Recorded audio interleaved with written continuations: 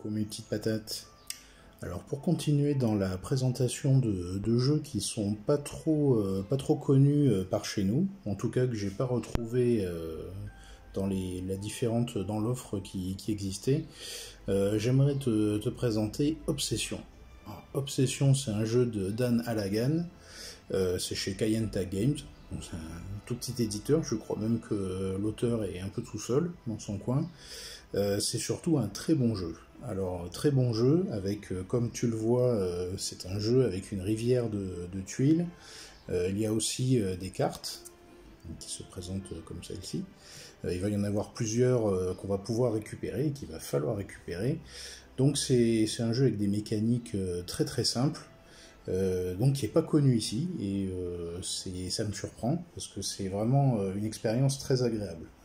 Donc on va incarner en fait tout simplement des maisons aristocratiques anglaises qui ont connu des jours meilleurs. Et donc on va essayer d'attirer des invités d'un peu toute la région, des invités donc pour leur proposer des activités. Voilà, donc ces activités vont nous, si elles sont réussies, si on arrive à les accomplir et à les compléter, ces activités-là vont nous donner des points de prestige. Voilà, donc on va gagner on va redorer un peu notre réputation. Alors comment ça fonctionne? Donc on a le plateau pour chaque joueur qui se trouve ici. On a un plateau, un marché central qui se trouve là, donc avec des cartes d'invités qu'on va pouvoir piocher. Des cartes d'objectifs qu'on aura au début de la partie, mais qu'on va pouvoir aussi éventuellement récupérer pendant le jeu, et donc des tuiles qui représentent tout simplement les activités. Donc on a toutes et tous les mêmes tuiles au départ, qui sont ici. Donc par exemple, tout ce qui est activité sportive se présente de cette manière. Donc c'est toujours le même principe en fait. Au début du tour, on va prendre une des tuiles qui est disponible chez nous, on va la mettre sur notre plateau pour indiquer l'activité qu'on veut proposer, et donc il va y avoir des prérequis. Donc il y a les prérequis et les récompenses sur toutes les tuiles, donc c'est assez pratique. Donc ici on a un prérequis de domestique. C'est le domestique ou la domestique qui sera nécessaire pour lancer cette activité. Au-dessus, ici, on a le type d'invité qu'on peut avoir. Donc ici, c'est deux ladies. Voilà, donc on ne peut pas avoir des gentlemen, on ne peut pas avoir des couples, que des ladies. Voilà. C'est pour jouer au whist. Voilà, petite ambiance. Et ici, donc, c'est ce qui nous permettra, c'est ce qu'on gagnera. Donc ça, c'est des points de réputation. Voilà, tout simplement. Donc, sur notre plateau, on a des domestiques disponibles. On va pouvoir éventuellement en récupérer pendant la partie. Donc, ils vont venir dans les quartiers des domestiques pour pouvoir faire des activités de plus en plus complexes. Donc, comment ça fonctionne? C'est très simple. Par exemple, ici, on me demande donc un footman. Ici. Donc, il est disponible. Ici, c'est le service disponible. Donc, je vais pouvoir l'attribuer ici. Je vais pouvoir choisir deux gentry. Donc, ça peut être n'importe quel invité, y compris les membres de ma famille. On a des cartes au départ, qui sont des cartes de la famille que l'on représente. Et donc, qui ne nécessitent, elles, aucun personnel en plus. Voilà. Ils se débrouillent tout seuls, ils sont grands. Ils ont aussi des récompenses. Donc ça peut être de l'argent, c'est un jeu où l'argent est important, c'est pas un jeu allemand pourtant, ou de la réputation. On va récupérer, donc pendant la partie, il se trouve là et là, on va récupérer des invités qui, ici, réclament eux aussi des domestiques. Voilà. Donc là, par exemple, celle-ci, je ne pourrais pas la mettre en jeu avec cette activité de bowling qui est là-bas, parce qu'elle demande tout simplement une Ladies Maid, voilà, qui n'est pas disponible sur mon plateau. Je l'ai déjà utilisée pour une activité précédente, donc il faut attendre tout simplement qu'elle revienne ici au tour suivant et qu'elle soit disponible ici. Évidemment, il y a des tuiles qui permettent, quand on les joue et qu'on les récupère, des tuiles permettent d'utiliser les domestiques plus rapidement, ou carrément de le prendre chez les autres des domestiques. C'est-à-dire qu'on recrute, on a une belle offre d'emploi. La petite limitation avec ces tuiles. Ici, en fait, il y a la réputation minimum qu'on doit posséder pour pouvoir déjà ne serait-ce que l'acheter. Voilà. Donc, quand on réussit, quand on a cette réputation qui se trouve ici et qui va monter au fur et à mesure qu'on fait des activités, voilà, c'est le petit pion qui tourne comme ça. On monte, ça varie selon les parties, qu'elles soient longues ou courtes, voilà, selon le nombre de joueurs et de joueuses aussi. Donc, on va pouvoir prendre ces tuiles, les mettre sur notre petit espace qui est là. Et quand on réussit à les compléter, donc ce personnel-là devient indisponible, quand on réussit à compléter une tuile, on la retourne. Parce que ici, elle nous faisait -3 en réputation. C'est pas terrible. Donc une fois que je l'ai faite une première fois, et que je l'ai réussi, on va la mettre sur cette face-là avec la rose. Elle repartira dans le groupe des tuiles disponibles. On pourra tout à fait la refaire, sauf que les exigences et les récompenses vont changer, en fait. Donc il faut faire attention à ça. Donc on gagne tous les avantages qu'on a pu avoir avec les cartes qu'on a pu jouer.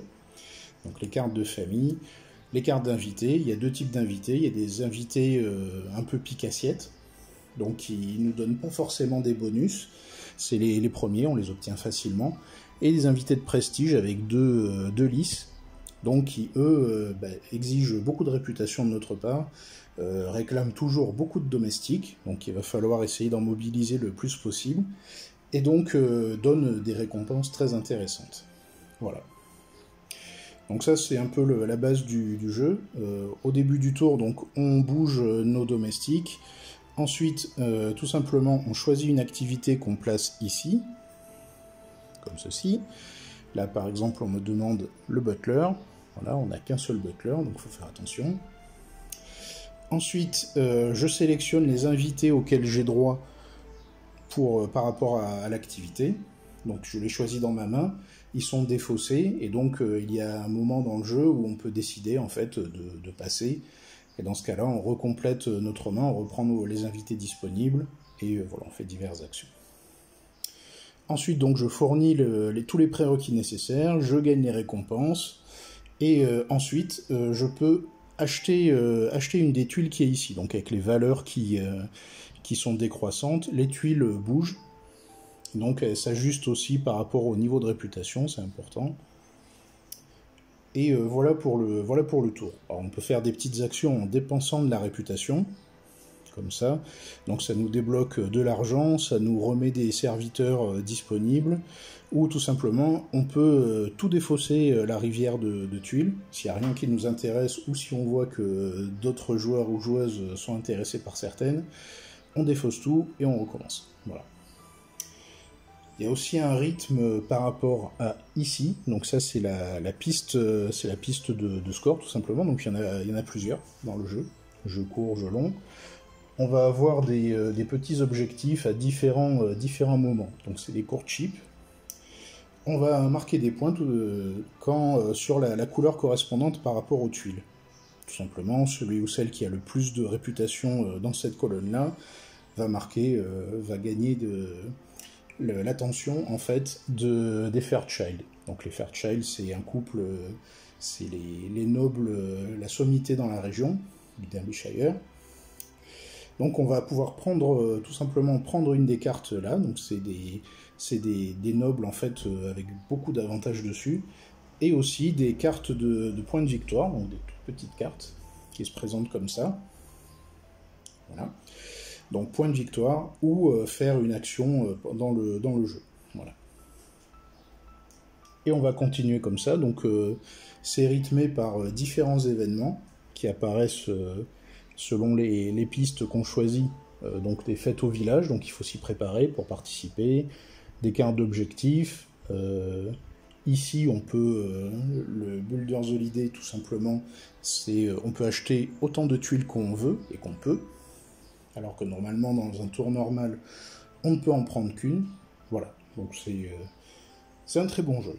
C'est très simple, c'est vraiment rien de compliqué, mais il est vraiment très bien thématisé, on s'immerge très très vite dedans. Et puis voilà, donc tout simplement je fais cette petite vidéo pour faire une présentation rapide, hein. Voilà, il n'y a rien, on va pas trop en profondeur. En même temps, il n'y a pas grand chose de plus à vous expliquer. Je la fais surtout cette vidéo parce que beaucoup de mes ludovores, dès que le jeu se présente dans les sessions, tout simplement les sessions sont prises d'assaut parce que ceux et celles qui ont essayé veulent toujours revenir. Donc c'est quand même un petit signe que le jeu est pas mal. Pour info, il y a un Kickstarter pour une deuxième édition avec une extension. Il y a déjà une extension pour jouer à 5 avec la famille Wessex. Il y a une nouvelle extension avec de nouveaux domestiques, donc c'est du Kickstarter évidemment. C'est un petit éditeur. Hein. C'est en cours de livraison. Je sais qu'on peut précommander malgré tout la nouvelle boîte. Il y a une deuxième édition avec des petites erreurs qui ont été modifiées, de nouvelles nouvelles façons de jouer. Donc c'est vraiment intéressant. Je précise aussi que Dan Halagan est très à l'écoute de sa communauté. Donc il nous communique souvent des modifications ou il nous demande notre opinion sur le jeu. Il nous demande des retours d'expérience aussi. Et il nous envoie régulièrement des cartes, des choses comme ça. Donc c'est plutôt agréable, c'est plutôt rare aussi.